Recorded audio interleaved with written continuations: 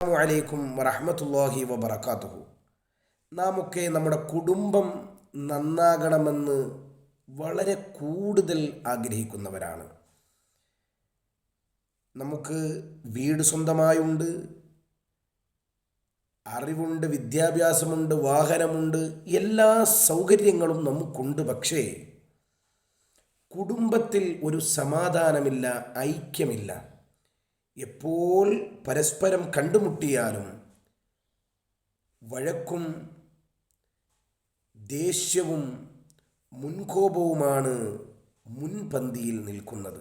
എത്രത്തോളം എന്ന് പറഞ്ഞാൽ ഒരു മരണം പോലും ഉണ്ടായാൽ അവിടെ കലിയാണ് നമ്മളെ ആവരണം ചെയ്ത് നിർത്തുന്നത്. എന്താണ് ഇതിൻ്റെ കാരണം എന്നാണ് ഇന്നത്തെ വീഡിയോയിലൂടെ നാം പരിശോധിക്കുന്നത്. അതിനുള്ള മാർഗവുമാണ് ഞാൻ നിർദ്ദേശിക്കുന്നത്. മഹാനായ ഇമാം യാഫിഈ റളിയല്ലാഹു അൻഹു അവിടുത്തെ കിതാബിൽ രേഖപ്പെടുത്തിയത് കാണാം. കുടുംബത്തിൽ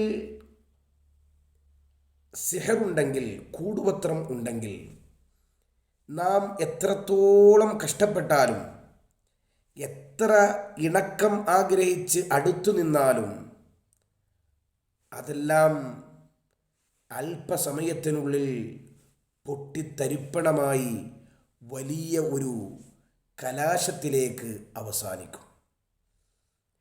എന്നാൽ ഇതിന് എന്താണ് ഒരു പ്രതിവിധി? നമ്മുടെ കുടുംബത്തിലുണ്ടായിരിക്കുന്ന ഈ കൂടുപത്രത്തെ അല്ലെങ്കിൽ സിഹറിനെ ഒഴിവാക്കാൻ എന്താണ് പ്രതിവിധി?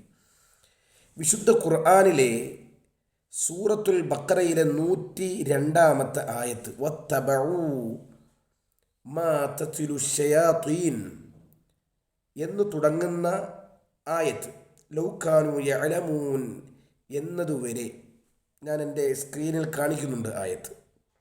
ഈ ആയത്ത് മുഴുവനും ഒരു വ്യക്തി കുളിച്ച് വൃത്തിയായി ശുദ്ധിയായി നല്ല വസ്ത്രം ധരിച്ച് ഇത് ചെമ്പ് പാത്രത്തിൽ എഴുതി സാമ്പ്രാണി പുകച്ച് ആ എഴുതിയ ആ ഖുർആൻ ആയത്തുകളെ വെള്ളം കൊണ്ട് മായിച്ച് ആ വെള്ളം വീട്ടിലെല്ലാം തളിക്കുക. അങ്ങനെ തുടർന്ന് കുറച്ച് ദിവസം ചെയ്താൽ നമ്മുടെ വീട്ടിൽ വന്നിരിക്കുന്ന പൈശാചിക ബാധയും സിഹറും കണ്ണേറുമൊക്കെ നിഷ്ഫലമായി പോയി നല്ലൊരു ജീവിതത്തിലേക്ക്, കുടുംബജീവിതത്തിലേക്ക് എല്ലാവരും എത്തിച്ചേരും എന്ന് മഹത്തുക്കൾ പഠിപ്പിക്കുന്നു. അതുകൊണ്ട് ഇനി അധികം താമസിക്കാതെ നാം അതിൻ്റെ രോഗം കണ്ടെത്തി ചികിത്സിക്കാതെ അലസരായി പോകണ്ട എന്ന് ഓർമ്മപ്പെടുത്തുന്നു. അസ്സലാമു അലൈക്കും വറഹ്മത്തുള്ളാഹി.